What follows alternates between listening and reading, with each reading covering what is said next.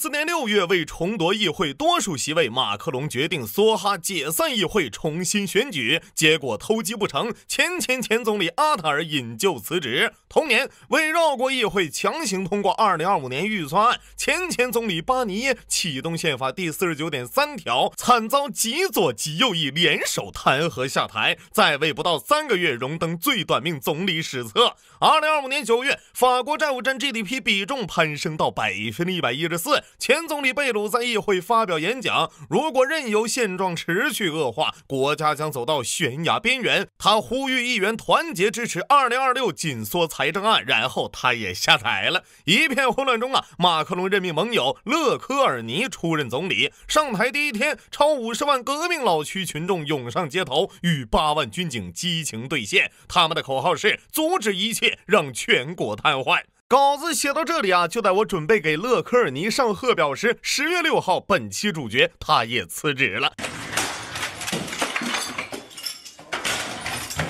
以27天的法国速度击败英国生菜节。大家好，我是国庆没出门的星辰。最近法国有多热闹，都刷到视频了吧？只能说叫第5共和国的多少都有点混乱的政府底 buff 啥？你问马克龙在忙啥？他正跟骂他老婆是男人的美国网红打官司呢。还有个比较有意思的，我记得以前评论都是这国真乱，没有效率，现在点进去全是革命老区威武，羡慕。舆论大环境真变了呀。OK， 为啥小马哥不到2年会连换5位总理？新内阁仍未组建，新风暴已经启动，罢工能救法兰西吗？今天就让我们一起走进欧洲霸主法兰西。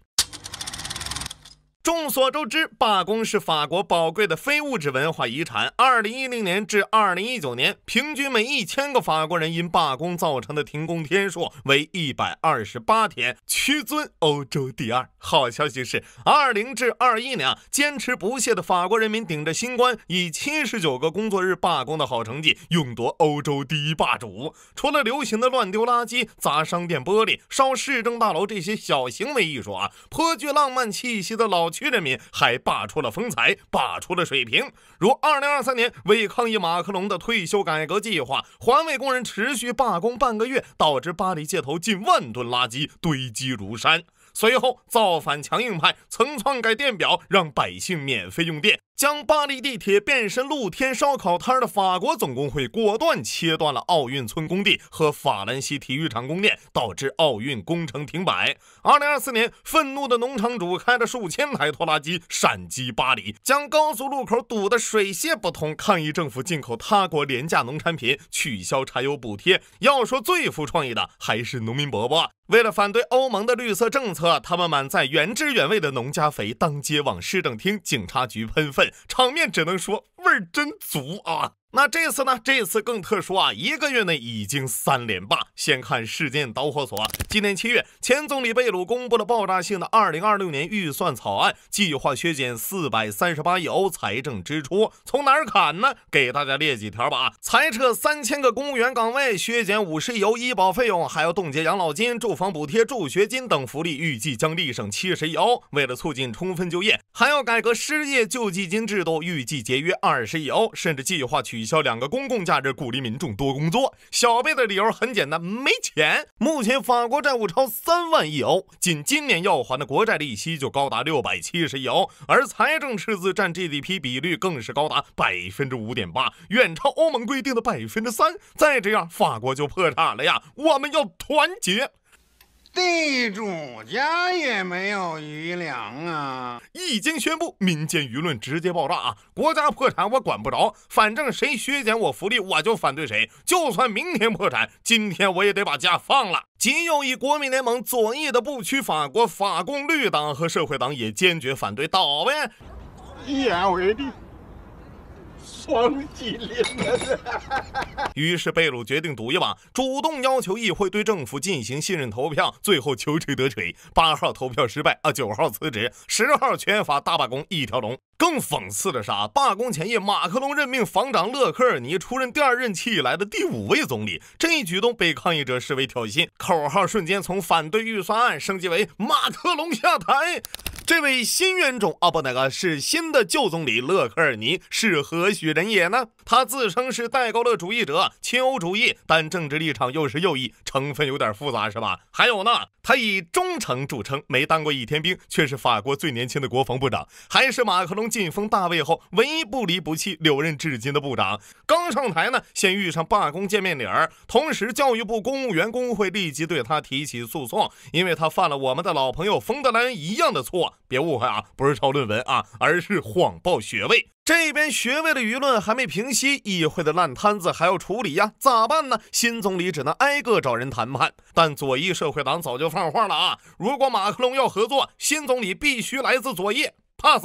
右翼呢？今年3月，25名核心成员刚被马克龙以挪用公款被判禁止竞选公职。精神领袖勒庞呢，更是因此不能参加2027年总统大选。既然老马玩盘外招，合作更不可能了，也 pass。各方属于是针尖对麦芒，美梦欲尿黄。为了表示妥协，勒克尔尼表明态度，前总理削减2天公共假期的提议可以放弃，同时承诺放弃动用跳过议会表决强行通过法案的49.3条款。说人话就是啊，凡事好商量啊，但不会对富人征收财富税。养老金改革也必须继续推行。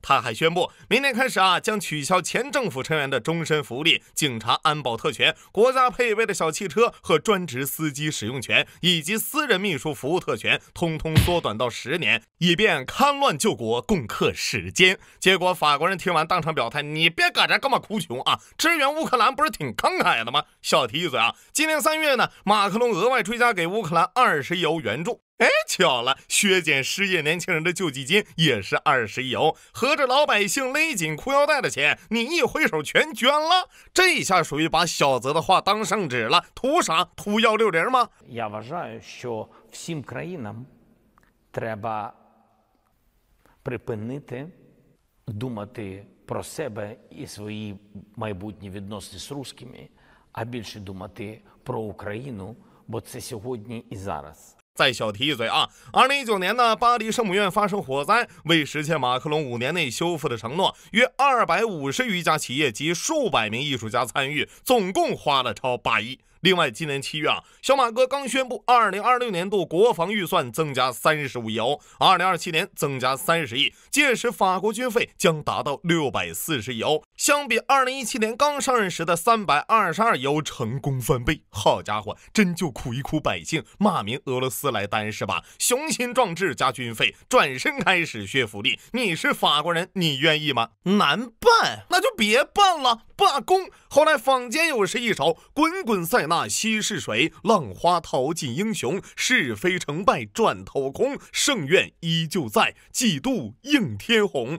皇家示威冲议会，观看左右争锋，一瓶红酒喜相逢，抗议多少事都付笑谈中。说句公道话，这位置星辰我上我也行。公布预算法案，发起不信任投票啊，离职演讲，唠叨总理级退休待遇美滋滋啊。众所周知，抗议越少，福利削减越多；福利削减越多，抗议越多，所以抗议越少，抗议越多。9月18号，为了给政府施压呢，超50万法国人涌上街头，再罢一轮。教师们抗议班级过于拥挤，学校生活压力大，罢工；医药行业抗议降低非专利药品的贸易折扣，罢工；法国高铁和地铁则反对取消公共假期，也罢工。原本空中交通管制员准备一起罢工，但领导工会临时将时间改到了10月。据欧洲最大联航瑞安估计，罢工期间每日可能需取消约600航班，涉及旅客10万人，损失估计2000万英镑。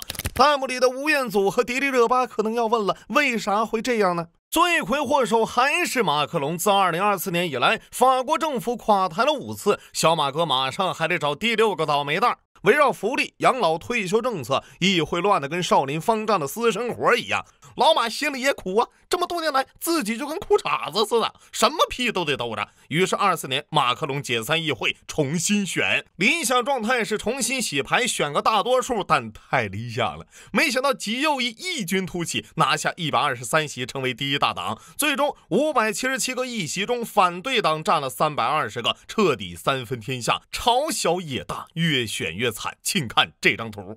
这场失败的豪赌让法国政坛彻底陷入不可控的四分五裂，政府不管干啥呢都没法达成共识啊！不对啊，最近左右翼确实在一件事上达成了共识，干掉马克龙。具体到预算问题，左翼不屈法国认为，我看你马克龙啊都快堪比曹植了，人家七步成诗，你就不是人。法国人平均每周要工作38小时，老百姓都这么苦了，还削减福利、减少假期，坚决反对，并要求取消养老金改革。左翼社会党更直接，你马克龙咋不敢跟富人干一架呢？主张对最富有的0.01%富人加征2%财富税。右翼国民联盟则反对任何加税。啥？赤字咋办？我是在野党哎，监督政府懂不懂啊？财政跟我有啥关系啊？9月19号，法国总工会发出最后通牒，要求放弃提高退休年龄，取消失业救济金改革，停止削减3000个公务员岗位，并埋葬前总理起草的预算草案。领导人苏菲比奈就表示，我们要全力以赴继续战斗，迫使政府和雇主终止只为富人服务的政策，被否决啊。然后10月2号，铁路、民航、医疗保健部门、学校、银行、米其林工厂、邮政工人开始第3轮罢工。当然了，还有另外一种说法啊，大多数法国人呢都在7、8月休假，等9月上班呢又没啥假期，阶段反应明显，那就罢工呗。我查了下，每年9至10月确实是罢工高发期啊，属于是把大招当平 A 用了，大家都习惯了。老百姓自己创造法定假日的国家，这就是法国的由来。对了，上一个本国经济恶化，还强行支援他国战争，为此不惜修改法律，向贵族、富人、教会加税的人叫路易16。开玩笑也要有个头啊！10月5号，在当了近1个月光杆总理，随着共和党以附加条件加入执政联盟，新内阁名单终于姗姗来迟。勒克尔尼呼吁执政联盟的5个盟友党派求同存异，肩负起制定2026年紧缩财政预算的艰巨任务。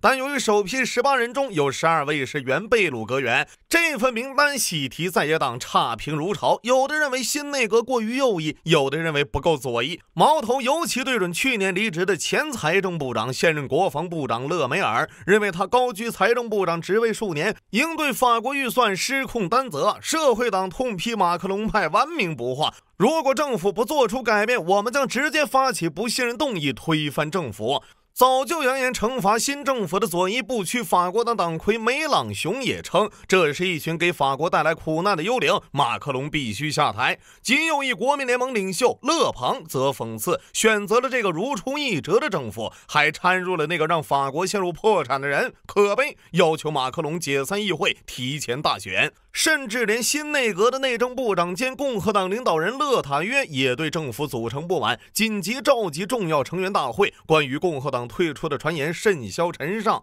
在一片抗议声中，7号新总理勒科尔尼辞职，此时距他上任才27天，阻隔不过14个小时，首场内阁会议都没开呢，一举刷新法兰西第5共和国最短命政府的记录。欧元、法国股市应声下跌。目前辞职的勒科尔尼受马克龙任命，正在与各党展开最后谈判，以维护国家稳定。一场更加深重的政治危机正在蔓延。这么乱的摊子，我已经想不出谁还能摆平了。求求了，马克龙真别折腾了，早点滚蛋，给自己留点体面吧。此处我有一联，上联抗议、游行、示威，民众口水横飞；下联福利、假期、养老，总理上台就跑。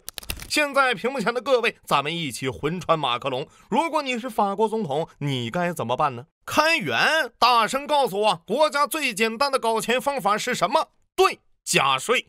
遗憾的是，法国 GDP 3.1万亿，税收占 GDP 比率高达 45.6%， 稳居欧洲榜首，实在掐不动了。学老美开核动力印钞也不行啊，因为印钞机在欧盟呢。啥？谁有钱就征谁的税？好，早在2012年，时任总统奥朗德准备对富人征收财产税，但富人也不傻呀，懂不懂什么叫全球化？当时法国首富兼 LV 奢侈品帝国掌门人果断决定也带着欧元润了，申请比利时国籍威胁。隔壁英国首相卡梅伦也表示，他将铺开红地毯，欢迎富裕的避税者加入伦敦的30多万法国公民行列，法国经济先崩为敬。总结就是穷人的税没得收，富人的税收不得，最终只能是财政压力大，福利减少，罢工游行，导致生产停摆，财政压力更大，福利更减少，完美闭环。节流更不用谈了，除了俄乌冲突让法国持续放血，8月的美欧贸易协议喜提15%关税，7500亿美元能源，额外6000亿美元投资，带头大哥法兰西自然得担个大的呀。更雪中送炭的是10月2号，冯德莱恩还提议在欧盟与俄罗斯的边境上建立一套反无人机之墙，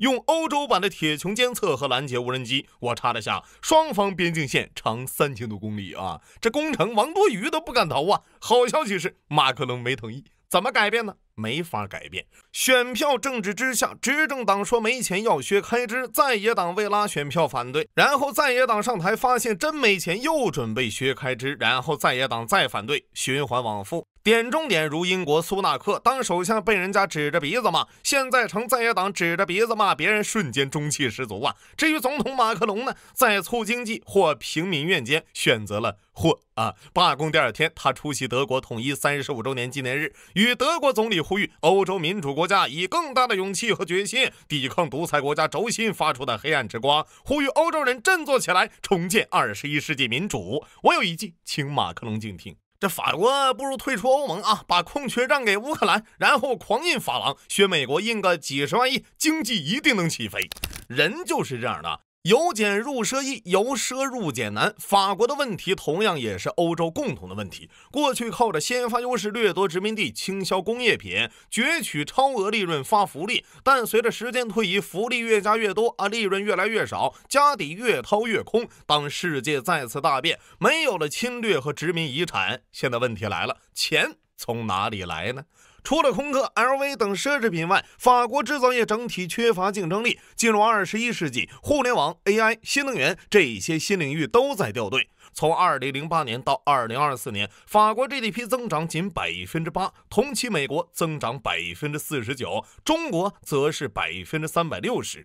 如今美国的经济体量已经是欧盟的差不多150%。自2战后，欧洲从未像今天这样在经济上仰望过美国。过去2年，马克龙换了5任总理，因试图推动大幅削减赤字的预算案，也有2位总理下台。自他上台以来法国债务规模从2.2万亿欧元攀升至3.3万亿欧元，今年偿还国债成本预估高达670亿欧元，超过除教育和国防外的所有政府部门开支。9月，惠誉下调了法国的主权信用评级，可能使借贷成本进一步上升。所以，就算把法国烧成一片焦土，把马克龙挂吊灯上，没钱就是没钱，赤字还是赤字。另一边，法国人拥有欧洲主要国家最早的退休时间和最短的年工作时长。2022年，社会福利支出8489亿欧元，占 GDP 的32.2%，超过意大利和德国，连续7年稳居福利支出占 GDP 比重最大的欧洲国家。法国的今天或许是许多高福利国家的明天。福利当然是好事，但当借来的繁荣难以为继，当政治精英与普罗大众脱节，当年轻一代对未来失去希望，社会的火山口终将爆发。